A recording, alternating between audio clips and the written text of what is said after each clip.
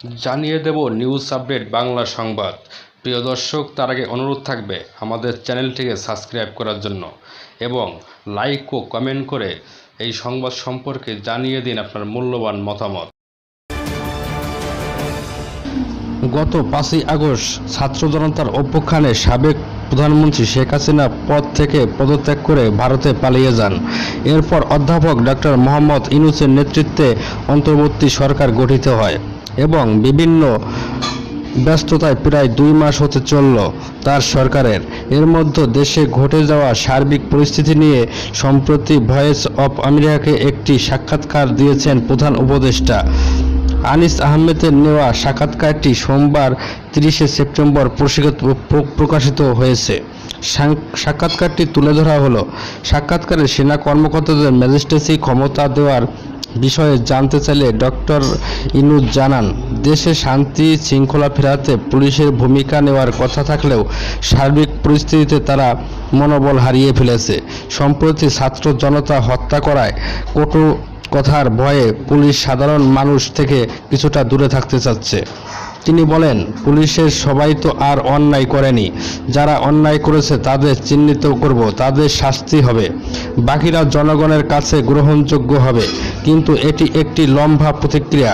এই প্রতিক্রিয়া সম্পন্ন হওয়ার আগে দেশে শান্তি শৃঙ্খলা বজায় রাখতে সীমিত সময়ের জন্য সেনা কর্মকর্তাদের ম্যাজিস্ট্রেসি ক্ষমতা দেওয়া হয়েছে। গত 17ই সেপ্টেম্বর সেনাবাহিনীর ক্যাপ্টেন অব তত্ত্ববর্তী মর্যাদার কর্মকর্তাদের ম্যাজিস্ট্রেসি ক্ষমতা দিয়ে প্রজ্ঞাপন দেয় জনপ্রশাসন মন্ত্রণালয়।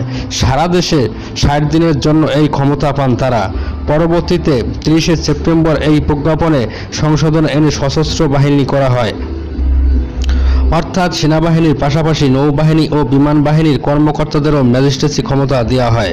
সশস্ত্র বাহিনীকে যে সময়ের জন্য ম্যাজিস্ট্রেসি ক্ষমতা দেওয়া হয়েছে তার মধ্যেই পুলিশ ঘুরে দাঁড়াবে বলে আশা প্রকাশ করেন ডক্টর ইউনূস।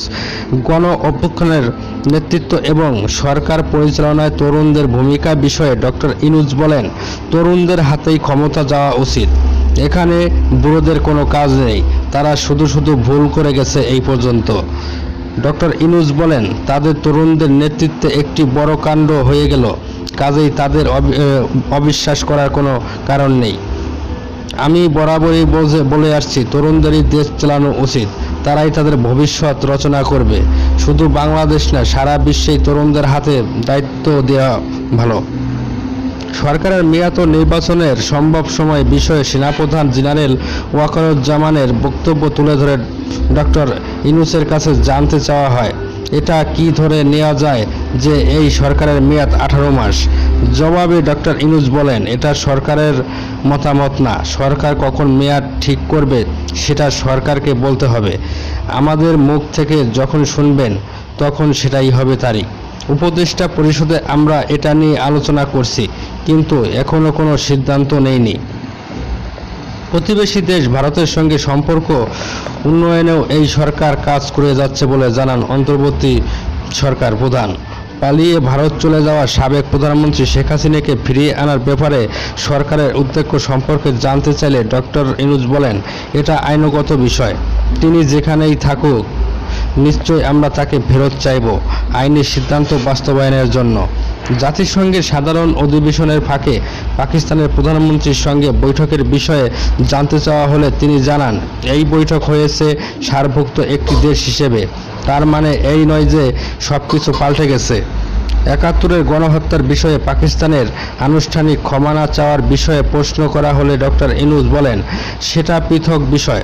এটা কিভাবে হবে সেটা পাকিস্তানের সঙ্গে আলোচনা হবে, কিন্তু সার্ক একটি প্রতিষ্ঠিত সত্য।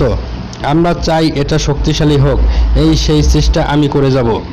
গণ অভ্যুত্থানের ছাত্র জনতা ও পুলিশ নিহত ও আহতদের ঘটনার সরকারের ব্যবস্থা সম্পর্কে জানতে চাইলে ডক্টর ইউনূস বলেন, যে যেখানে অপরাধ করছে সে তার শাস্তি পাবে। এটার কথা বিচার হবে, আরেকটার হবে না।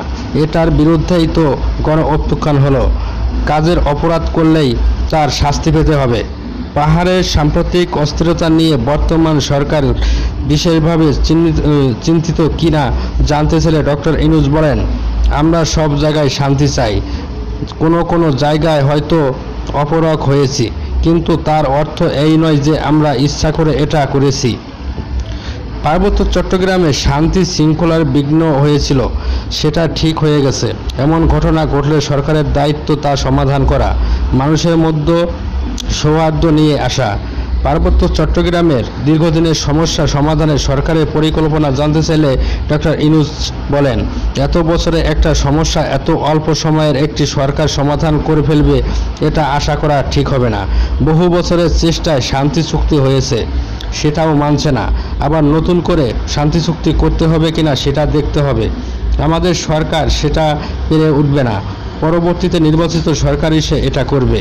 রোহিঙ্গাদের শরণার্থী মর্যাদা দেওয়ার বিষয়ে জানতে চাইলে ডক্টর ইউনূস বলেন, তাদেরকে শরণার্থী মর্যাদা আন্তর্জাতিক সংস্থাগুলো দিয়েছে এবং ইউএনএইচসি যেখানে কাজ করছে।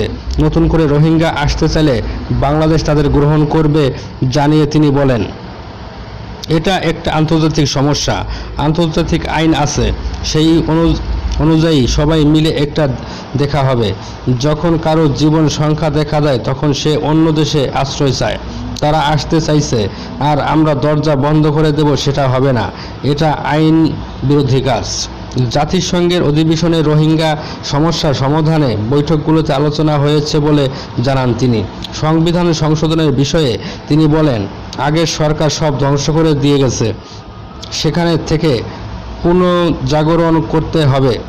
এর জন্য প্রতিটি ক্ষেত্রেই আমরা কমিশন গঠন করেছি, 6টি করা হয়েছে, তার মধ্যে একটি সংবিধান নিয়ে আরও কমিশন আসছে। সংবিধান সংশোধনের বিষয়ে সারা দেশে একমত উল্লেখ করে তিনি বলেন, কি বিষয়ে বা কিভাবে হবে সেটা কি বিতর্ক হবে, কমিশন একটা রূপরেখা দেবে, সেটা নিয়ে সারা দেশ বিতর্ক করার সুযোগ তৈরি করা হবে, যেন রাজনৈতিক দলগুলো অংশগ্রহণ করে এবং সবাই মিলে ঠিক করে যে এই সংশোধন এখনই করবে নাকি পরবর্তীতে। যে সংবিধান আমাদের আছে এটা দিয়ে দেশ চলবে না, চললে আবারও একই ঘটনার সৃষ্টি হবে। সংবিধান সংশোধনের প্রতিক্রিয়া সম্পর্কে জানতে চাইলে তিনি বলেন, এটা আইনি ব্যাপার, আমরা এখন কাজ করছি কি প্রয়োজন সেটা নিয়ে। আইনগতভাবে কিভাবে সেটা হবে তা পরবর্তীতে আলোচনা করে ঠিক করা হবে। স্বাধীনতার বিরোধিতাকারীরা এখন দেশের রাজনীতিতে সামনে দিকে চলে আসছে। এ বিষয়ে প্রশ্ন করা হলে ডক্টর ইউনূস বলেন, আমাদের সংবিধান বলে প্রত্যেকের মত প্রকাশের স্বাধীনতা আছে, সেই অধিকার আমার চিন্তিত করতে হবে। সংবিধানের বিধান থেকে আমি বের হয়ে আসতে পারি না। তারা যদি অপরাধ করে তাহলে শাস্তি পাবে, কিন্তু রাগ করে তাকে দুশমন ভাবতে পারি না, তার অধিকার কেড়ে নিতে পারি না। এটা কোনো রাষ্ট্র করতে পারে না, করলে সেটা অচল রাষ্ট্র হবে।